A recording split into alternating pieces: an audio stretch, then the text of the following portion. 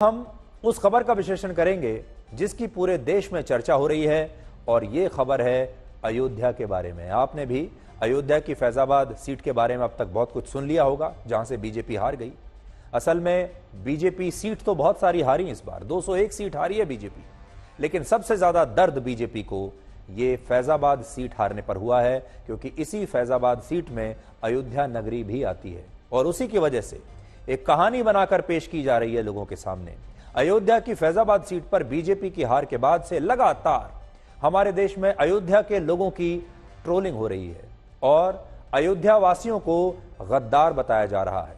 कुछ लोग social media पर यह दावा कर रहे हैं कि 4 जून के नतीजों के बाद से अयोध्या में भगवान श्री राम का मंदिर भी अब सूना पड़ा है, अब वहां श्रद्धालुओं की भीड़ खत्म हो गई है और बीजेपी के हार का कारण अब बीजेपी के हारने की वजह से अब श्रद्धालु राम मंदिर में भी दर्शन करने के लिए नहीं आ रहे हैं। और यह भी कहा जा रहा है कि अयोध्या में बीजेपी इसलिए चुनाव हारी क्योंकि अयोध्या में राम मंदिर और उससे जुड़े निर्माण कार्यों के लिए हजारों मकानों, दुकानों और कुछ मंदिरों को तोड़ दिया गया और इसके बदले में किसी को कोई मुआवजा नहीं मिला, जिसकी वजह से अयोध्या वासी बीजेपी से नाराज हो गए और अयोध्या वासियों ने बीजेपी को इस बार हरा दिया। और इन सारी बातों पर आपने शायद विश्वास भी कर लिया होगा, क्योंकि आजकल सोशल मीडिया पर इतने सारे वीडियोस, इतनी सारी रील्स, इतने सारे पोस्ट सिर्फ अयोध्या के बारे में चल रहे हैं और विरोधी पक्ष जो है वो भी लगातार बीजेपी का मजाक उड़ा रहे हैं और एक नैरेटिव तैयार कर रहे हैं कि देखिए अयोध्या वासियों ने ही बीजेपी का साथ नहीं दिया, इसका मतलब राम मंदिर की कोई लहर कहीं है ही नहीं। और आपको भी शायद यही लग रहा होगा कि अयोध्या के लोग वाकई में गद्दार हैं और अयोध्या में बीजेपी इसलिए हारी क्योंकि वहां राम मंदिर के निर्माण के लिए लोगों के घर, मकान और दूसरे मंदिर तोड़ दिए गए थे।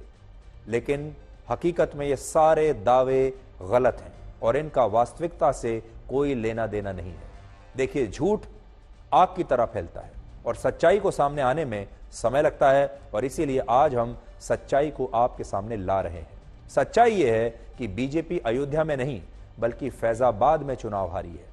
फैजाबाद लोकसभा क्षेत्र में 5 विधानसभा सीटें आती हैं, 5 विधानसभा क्षेत्र आते हैं, जिनमें पहला क्षेत्र है अयोध्या, दूसरा क्षेत्र है रुदौली, तीसरा है मिल्कीपुर, चौथा है बीकापुर और 5वां है दरियाबाद। तो फैजाबाद लोकसभा की जो सीट है उसका जो पूरा विभाजन है इन 5 विधानसभा क्षेत्रों में वो कुछ इस तरीके से। तो ये पूरी की पूरी लोकसभा सीट 5 विधानसभा क्षेत्रों से मिलकर बनती है। इन 5 विधानसभा सीटों में सिर्फ अयोध्या की एक ऐसी सीट है जहां बीजेपी ने समाजवादी पार्टी को चुनाव में हराया है और बाकी की 4 सीटों पर समाजवादी पार्टी ने बीजेपी को हराया।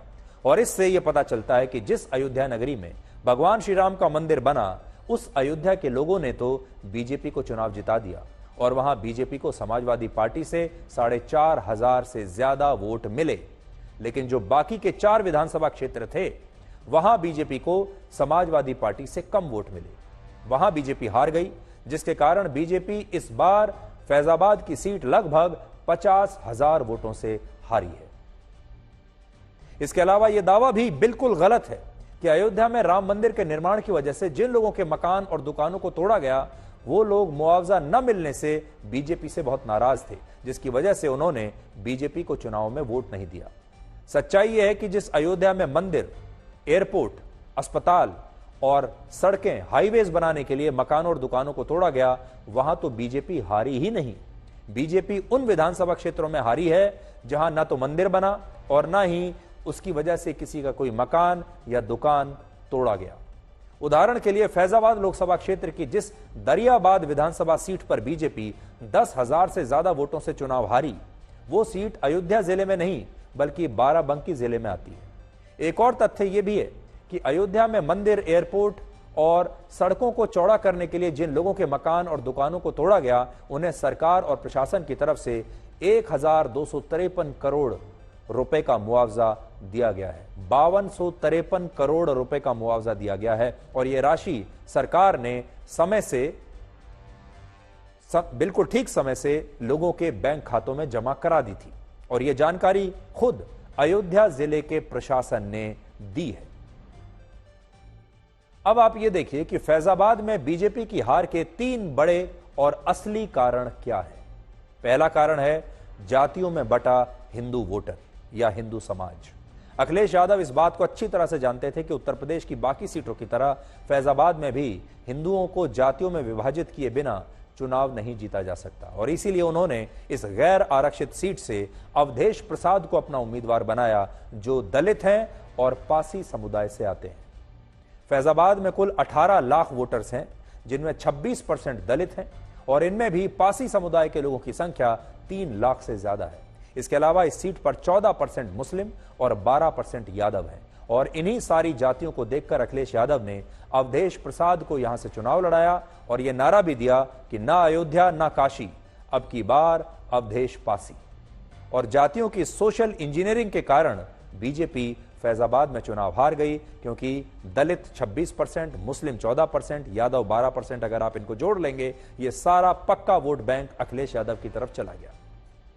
इस हार का दूसरा बड़ा कारण है बीजेपी के अपने ही उम्मीदवार लल्लू सिंह के खिलाफ एंटी इनकम्बेंसी होना, यानी इस क्षेत्र के लोग लल्लू सिंह को बहुत पसंद नहीं कर रहे थे। लल्लू सिंह इस सीट से वर्ष 2014 और 2019 में 2 बार चुनाव जीत चुके थे, और इस बार उनके खिलाफ लोगों में काफी नाराजगी थी, और स्थानीय नेता चाहते थे कि इस बार बीजेपी इस सीट से अपने उम्मीदवार को बदले और किसी नए उम्मीदवार को उतारे, लेकिन ऐसा नहीं हुआ, और इस नाराजगी के कारण लल्लू सिंह यहां से चुनाव हार गए। और क्योंकि लल्लू सिंह की तुलना में समाजवादी पार्टी के सांसद अवधेश प्रसाद एक मजबूत उम्मीदवार थे और वो 9 बार के विधायक भी रह चुके थे, इसलिए इस मुश्किल सीट पर उनकी जीत संभव हो गई। और इस हार का तीसरा बड़ा कारण यह रहा कि लल्लू सिंह ने ही चुनावों में यह बयान दिया था कि बीजेपी को संविधान बदलने के लिए 400 सीट इसलिए चाहिए ताकि वो संविधान को बदले, जिससे चुनाव में बीजेपी को नुकसान हुआ, और विपक्ष ने इसे बड़ा मुद्दा बना लिया और कहा कि बीजेपी अगर चुनाव जीती तो संविधान बदलकर आरक्षण समाप्त कर देगी, और इसी मुद्दे से पिछड़े और दलितों के वोट बीजेपी से अलग हो गए। तो लल्लू सिंह ने ही सबसे पहले वो बयान दिया था कि 400 सीट इसलिए चाहिए ताकि संविधान बदला जा सके, और उसका नुकसान सिर्फ फैजाबाद में नहीं, पूरे देश में बीजेपी को उसका नुकसान हुआ, और बीजेपी उसके बाद ये डैमेज कंट्रोल कर नहीं पाई। अगर बीजेपी ने उन लल्लू सिंह के इस बयान के बाद अगर लल्लू सिंह का टिकट काट दिया होता, लल्लू सिंह को पार्टी से सस्पेंड कर दिया होता, लल्लू सिंह के खिलाफ कोई एक्शन ले लिया होता, कम से कम उन्हें चुनाव में ना उतारते, तो बीजेपी को इतना नुकसान ना होता। यह बीजेपी की भूल थी। अब हम आपको आज फिर से बीजेपी के नेता लल्लू सिंह का वही संविधान बदलने वाला बयान सुनवाते हैं, जिसने पूरे की पूरी बीजेपी को चुनाव में डुबो दिया। इसके लिए कई कई नियम बदलने होंगे, संविधान में संशोधन करना होगा और बहुत सारे काम करने। सरकार तो 272 तो भी बन जाती है, लेकिन 272 की सरकार संविधान में संशोधन नहीं कर सकती। उसके लिए 2/3 बहुमत से अधिक सीट चाहिए या नया संविधान बनाना। तो देखिए, ये जो आग फैली, ये जो अफवाह फैली पूरे देश में कि बीजेपी अगर 400 सीटें जीत गई तो संविधान बदल देगी, और फिर दलितों में ये गलतफहमी फैली कि उनका आरक्षण समाप्त हो जाएगा या कम हो जाएगा, वो यहीं से फैली थी। और बीजेपी के जो नेता हैं, इन महोदय की वजह से ही बीजेपी को देश भर में कई 100 सीटों का नुकसान हो गया। सोशल मीडिया पर लगातार दावा किया जा रहा है कि 4 जून के नतीजों के बाद से अयोध्या में भगवान श्री राम का मंदिर अब सूना पड़ा है, और लोग अयोध्या वासियों से इतने निराश हैं कि वो राम मंदिर में दर्शन करने के लिए भी नहीं आ रहे हैं। लेकिन हकीकत में यह दावा भी पूरी तरह से झूठ है, गलत है। भीषण गर्मी और खतरनाक लू के बावजूद 1 जून से 12 जून के बीच 7,36,000 श्रद्धालु देश भर से अयोध्या में राम मंदिर के दर्शन करने के लिए आ चुके हैं, और यह आंकड़ा पिछले महीने आए श्रद्धालुओं की संख्या के ही बराबर है। पिछले महीने 15 दिनों में, शुरू के जो 15 दिन थे शुरुआती पिछले महीने के, लगभग 8 लाख श्रद्धालुओं ने राम मंदिर के दर्शन किए थे, और इस बार शुरू के 12 दिनों में ही 7,36,000 श्रद्धालु वहां आ चुके हैं। और अब भी शनिवार और रविवार को छुट्टी वाले दिन हर रोज 1 लाख से ज्यादा और बाकी दिनों में 50,000 श्रद्धालु हर रोज राम मंदिर में पहुंच रहे।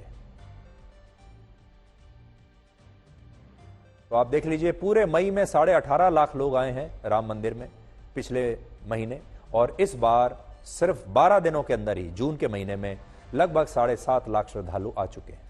ये भीड़ इस बात का सबूत है कि लोगों को राजनीति से कोई लेना देना नहीं, और वो अब भी अपने आराध्य भगवान श्री राम के मंदिर में उनकी भक्ति करने के लिए पूरे मन से आ रहे हैं। और गर्मी की वजह से मई के आखिरी हफ्ते में कुछ श्रद्धालुओं की संख्या घटनी जरूर शुरू हुई थी, लेकिन इसका चुनावों से कोई संबंध नहीं है, और अब भी राम मंदिर में भक्तों की भीड़ लगी हुई है। ये तस्वीरें आप देख सकते हैं।